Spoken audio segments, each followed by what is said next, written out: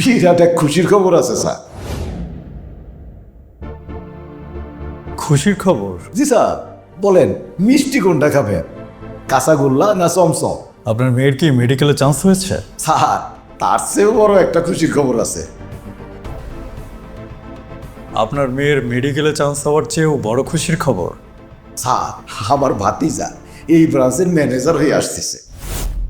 কি বলছেন? হ্যাঁ স্যার। এই ব্রাঞ্চে যে ম্যানেজার নতুন বদলি হয়ে আসছেন উনি আপনার ভাতিজা? জি স্যার। কেন, আপনি জানেন না? আর জানবেন কিভাবে? আমি তো এই বিষয়ে আপনাকে কিছু বলিই নাই। না, এই ব্রাঞ্চে যে নতুন ম্যানেজার বদলি হয়ে আসছে সেটা আমি জানি, কিন্তু উনি যে আপনার ভাতিজা এই বিষয়টা আমি জানতাম না। স্যার, এখন তো জানলেন। বলেন স্যার, মিষ্টি কোনটা খাবেন? আমার মতো সামান্য একজন পিয়নের ভাতিজা কিনা স্যার এই ব্রাঞ্চের ম্যানেজার, এইটা কি চারটি জানি কথা? একবার ভেবে দেখেন স্যার। নিশ্চয়ই এটা অনেক বড় এবং খুশির একটা নিউজ। স্যার, এখনো কিন্তু বললেন না মিষ্টি কোনটা খাবেন। আগে আমি একটু খোরশেদ সাহেবের সাথে কথা বলে নিই। ওনার সাথে আমার কালকেও কথা হয়েছে, উনি কিন্তু একবারও বলেননি যে উনি আপনার ভাতিজা। ও, বলে নাই না? না, উনি আমাকে এই বিষয়ে কিছু বলেননি, বরং উনি আমাকে বললেন এই এলাকায় উনি একদম নতুন, ওনার এখানে কেউ নেই, আমি যেন ওনাকে গাইড করে রাখি। আপনি এখানে এত বছর ধরে চাকরি করছেন, সব কিছু চেনেন জানেন, উনি আমাকে এমন কথা কেন বললেন সেটাও বুঝতে পারছি না। স্যার, আমার ভাতিজা তো কত বড় মাপের মানুষ, কত জিনিস নিয়ে ব্যস্ত থাকে। আর চাচা যে এই ব্রাঞ্চে চাকরি করে এইটা সে জানে, হয়তো স্যার বলতে ভুলে গেছে। না, সেটা হতেই পারে, হতেই পারে। আমি আপনার কাছ থেকে না, বরং ওনার কাছ থেকে মিষ্টি খাবো। আমি খোরশেদ সাহেবকে এখনই একটা কল করছি। জি স্যার, যেটা ভালো মনে করেন স্যার।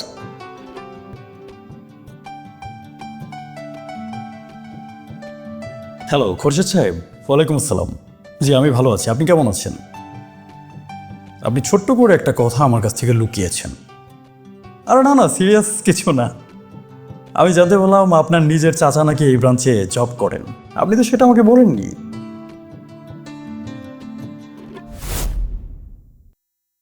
আচ্ছা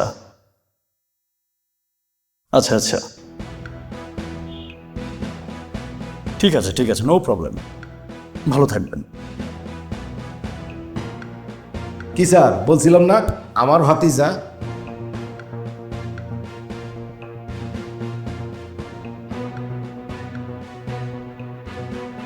ঠিক আছে সেলিম সাহেব, আপনি এখন যান, আপনার কাজগুলো করুন, আমার কিছু কাজ আছে, আমি পরে কথা বলবো। স্যার, মিষ্টি নিয়ে আসবো না নাকি স্যার? আমার ভাতিজা এসে আপনার মিষ্টি খাওয়াবে। এখন একটু কাজ আছে বললাম তো, আপনি আসুন। জি স্যার, আসসালামু আলাইকুম। সেলিম সাহেব, স্যার, আসলে আপনাকে ব্যাপারটা কিভাবে বলবো বুঝতে পারছি না। কি হয়েছে স্যার? কি বলবেন বলেন। স্যার, আজকে আমার জন্য অনেক খুশির একটা দিন। সকালে যখন জানতে পারলাম আমার ভাতিজা এই ব্রাঞ্চের ম্যানেজার হয়ে আসতেছে, তারপর থেকে আমার চেয়ে সুখী মানুষ দ্বিতীয়টার এই পৃথিবীতে নাই। আপনি যা বলতে চান মন খুলে বলেন স্যার, যে কোনো কাজ আপনি শুধু একবার বলেন স্যার, আমি আজকে করে দেবো স্যার। অ্যাকচুয়ালি একটু আগে যে খোরশেদ সাহেবকে আমি কল করলাম, উনি আমাকে বললেন এই ব্রাঞ্চে ওনার কোনো চাচা আছে কি না সে বিষয়ে উনি নিশ্চিত নন, তবে ওনার বাবার পরিচিত কেউ এখানে থাকলেও থাকতে পারে। ছোটবেলা থেকে উনি নাকি খুব বেশি গ্রামে যাননি, তাই অনেক আত্মীয় স্বজনকে উনি নাকি ঠিকভাবে চেনেন না। উনি আপনার পরিচয়ের ব্যাপারে নিশ্চিত নন। স্যার, এই কথা বলছি যদি সত্যি সে ছোটবেলা থেকে শহরেই মানুষ হয়ে থাকে বা গ্রামের কোনো আত্মীয় স্বজনের সাথে তার যোগাযোগ না থাকে। 2 বছর আগে শীতেও খুরশেদ আমার বাড়ি থেকে ঘুরে গেছে। ওর শাশি ওরে কত আদর যত্ন করে পিঠাপুলি খাওয়াইলো, আমি ওরে নিয়ে সারা গ্রাম ঘুরে বেড়াইলাম। এইটা সত্য যে ও ছোটবেলা থেকেই শহরে মানুষ হয়েছে, কিন্তু আমি তোর আপন চাচা।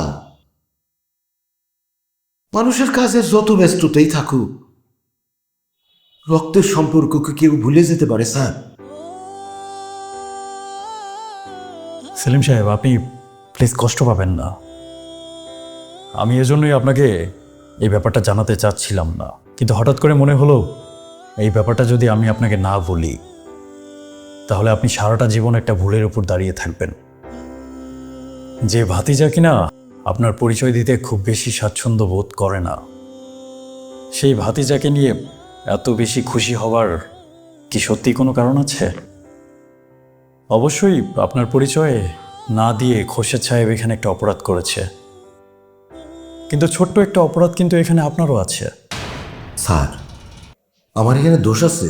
জীবনে চলার পথে কখনো না কখনো আমরা সবাই আমাদের চেয়ে বেশি প্রভাবশালী বা বেশি সম্মানীয় আত্মীয় স্বজনদের নাম মুখে বলে বেড়াই, যে আমি অমুকের অমুক। অমুকের নাম শুনেছেন? সে কিন্তু আমার খুব কাছের লোক। অমুকের কাছে গেলে সে কিন্তু আমাকে ফিরিয়ে দেবে না।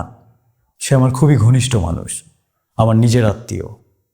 এই কথাগুলো বলে আমরা কিন্তু আমাদের নিজেদের সম্মান বাড়ানোর চেষ্টা করি। প্রভাবশালী কোনো আত্মীয়ের নাম বলে আমরা নিজেদেরকে অনেক বড় জাহির করতে চাই, কিন্তু ঠিক একই সময়ে অপরদিকে সেই প্রভাবশালী আত্মীয়টি হয়তো আমাদের পরিচয় দিতে খুব বেশি স্বাচ্ছন্দ্য বোধ করেন না। এখানে আমরা যদি কেবল সেই প্রভাবশালী আত্মীয়ের দোষ ধরে বসে থাকি, সেটা কিন্তু আমাদেরই ভুল হবে। এই একই দোষে কিন্তু আমরাও দোষী। আপনারই আরেকজন ভাতিজা রাজমিস্ত্রির কাজ করে। আপনার সেই ভাতিজা কিন্তু অফিসের দেয়াল ঠিক করার জন্য আমাদের অফিসে এসেছিল। সেদিন তার মুখ থেকেই জানতে পারি যে সে আপনার ভাতিজা। আচ্ছা সেলিম সাহেব, আপনি কেন কোনোদিনই আপনার সেই ভাতিজার পরিচয়টা আমার কাছে দেননি বলুন তো?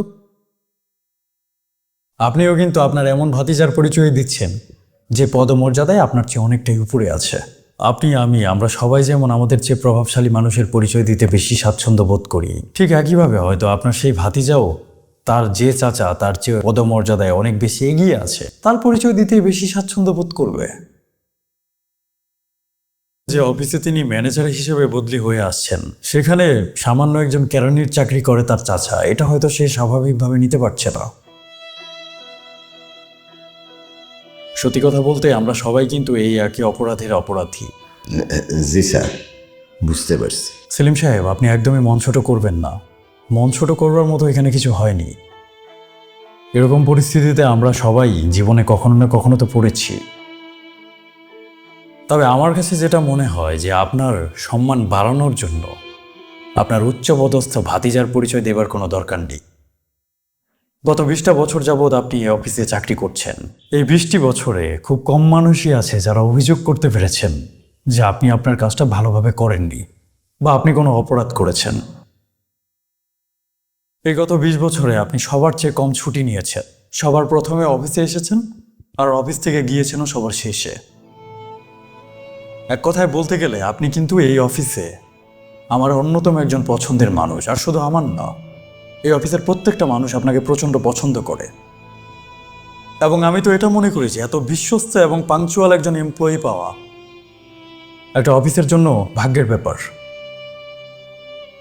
অন্যদিকে আপনি এতক্ষণ যে ভাতিজার কথা গর্ব করে বলছিলেন, সেই ভাতিজা কিন্তু প্রমোশন পেয়ে এই অফিসে আসছেন না।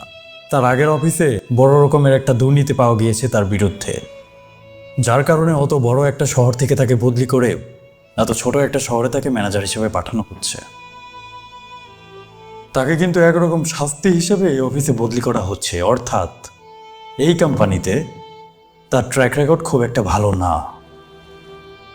এবং আপনার ভাতিজা এতটাই দুর্নীতিগ্রস্ত যে সে যদি আগের জায়গায় বহাল তবিয়তে থাকে, তাহলে সে আরও অনেক বেশি দুর্নীতি করবে, কারণ সেখানকার আশেপাশের মানুষজন তার পরিচিত।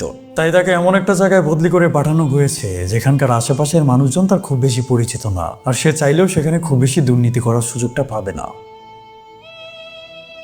তাহলে যে মানুষটার কথা আপনি এত গর্ব করে বলছেন, সে মানুষটা আমাদের কাছে খুব বেশি সম্মানীয় না। অন্যদিকে আপনি আমাদের কাছে তার চেয়ে অনেক বেশি সম্মানীয়।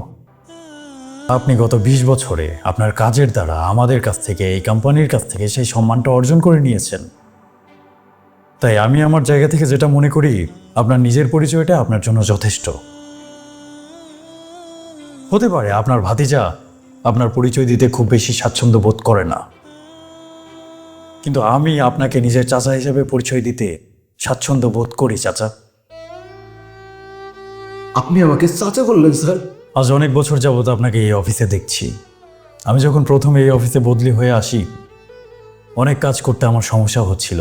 আপনি সব আমাকে হাতে ধরে বুঝিয়ে দিয়েছেন। সেই থেকে আজ পর্যন্ত যে কোনো প্রয়োজনে, যে কোনো সমস্যায় প্রত্যেকটা মেম্বারের মাথার উপর কিন্তু আপনি ছায়া হিসেবে ছিলেন।